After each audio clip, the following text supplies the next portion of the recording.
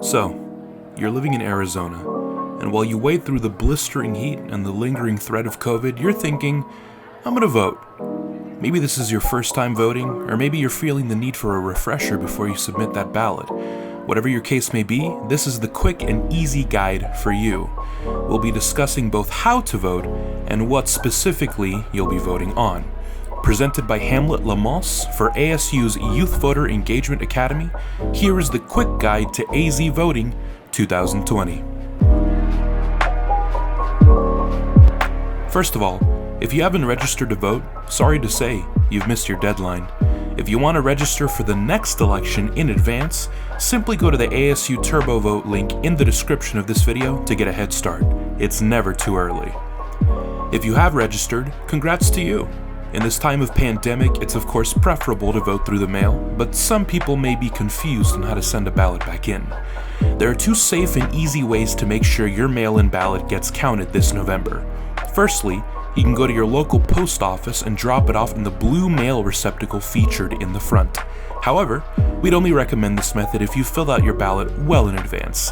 Because of the issues that the USPS is facing, mail may be moving slower than is preferable, and though your ballot will get counted, you may want a speedier process to ensure your vote is counted by Election Day.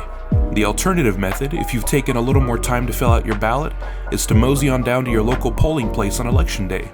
People with pre-filled ballots can skip the long lines and simply drop off their ballots at the polling location, cut and dry. However, take a moment to confirm with the poll workers that you're dropping off your ballot in the correct place.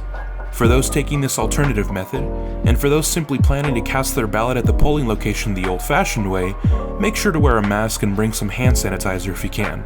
Everyone has the right to exercise their democratic powers under safe conditions. Another important note, make sure you use black or blue ink. They will not count your ballot if you do not write it with black or blue ink. No pencils, no red pens, no Crayola crayon, although they do look very lovely. And make sure to fill in the bubble carefully while you're at it. Now, you know how to vote. But what exactly are the denizens of Arizona voting on? Well, I don't know if you've heard, but we've got something called a presidential election going on right now. In all seriousness, we know that we'll be voting between Donald Trump and Joe Biden this year, but there's also a huge list of down-ballot candidates and issues which are facing us this election and that you need to know about. The way this state works, we have several layers of government, and these layers represent us differently based on the areas in which we live. Have you ever heard anyone ask you what congressional district you live in? That's the kind of stuff we're talking about here. Every single citizen of Arizona will be voting in the presidential election.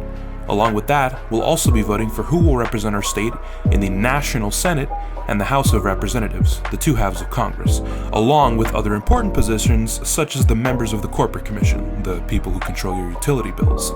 However, deeper than even the national elections, we also have to vote for who will represent us within our own state.